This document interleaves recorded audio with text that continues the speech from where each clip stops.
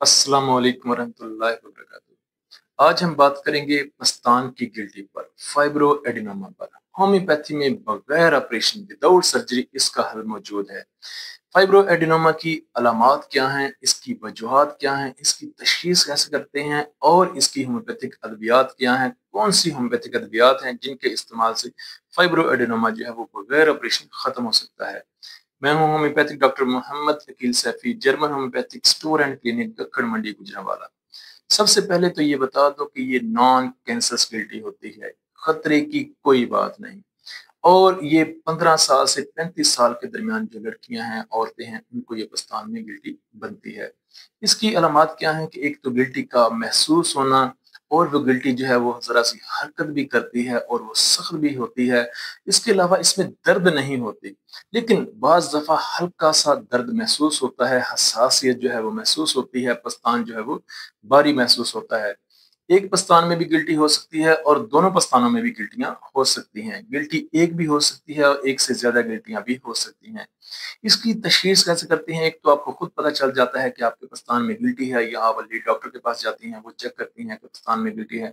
इसके बाद अल्ट्रासाउंड और मेमोग्राफी से इसका पता चला जाता है कि पस्तान के अंदर गिल्टी मौजूद है। जब अल्ट्रासाउंड और मेमोग्राफी में पस्तान में गिल्टी मौजूद नजर आती है, तो उसके बाद जो है एक टेस्ट होता है, जो बायोप्सी वाला टेस्ट है, FNAC टेस्ट। FNAC टेस्ट से पता चलता है कि ये गिल्टी जो है ये कैंसरस है या नॉन कैंसरस है। और अगर डॉक्टर लिख कर दे कि ये नॉन कैंसरस है, तो वो फाइब्रो एडिनोमा लिख कर देते हैं कि ये नॉन कैंसरस है और फाइब्रो एडिनोमा है। इसकी वजूहात क्या होती हैं?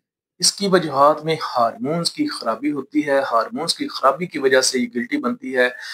एस्ट्रोजन हार्मोन्स की ज्यादती की वजह से फाइब्रोएडेनोमा बनता है। या वो औरतें जो फैट्स वाली चीजें बहुत ज्यादा इस्तेमाल करती हैं, बर्गर, पिज्जा, शवारमा इस्तेमाल करती हैं, कोल्ड ड्रिंक्स इस्तेमाल करती हैं, नूडल्स इस्तेमाल करती हैं, आलू वाली चीजें जो है, चिप्स इस्तेमाल करती हैं, और बेकरी वाली आइटम ज्यादा इस्तेमाल करती हैं, बादी चीजें ज्यादा इस्तेमाल करती हैं, उनको फाइब्रोएडेनोमा वाली गिल्टी जो है वो हो जाती है।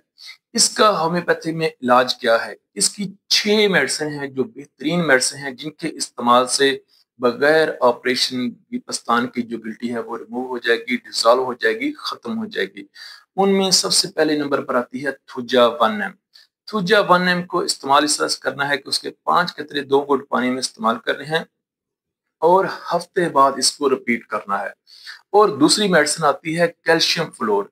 कैल्शियम फ्लोर भी 1 ml इस्तेमाल करनी है और इसके 5 कतरे इस्तेमाल करने हैं और हफ्ते बाद रिपीट करना है। आप इस तरह कर सकते हैं कि जिस दिन आप थूजा इस्तेमाल करें, उससे अगले दिन आप कैल्शियम फ्लोर के 5 कतरे इस्तेमाल करें, और इन दोनों को भी हफ्ते हफ्ते बाद रिपीट करना है।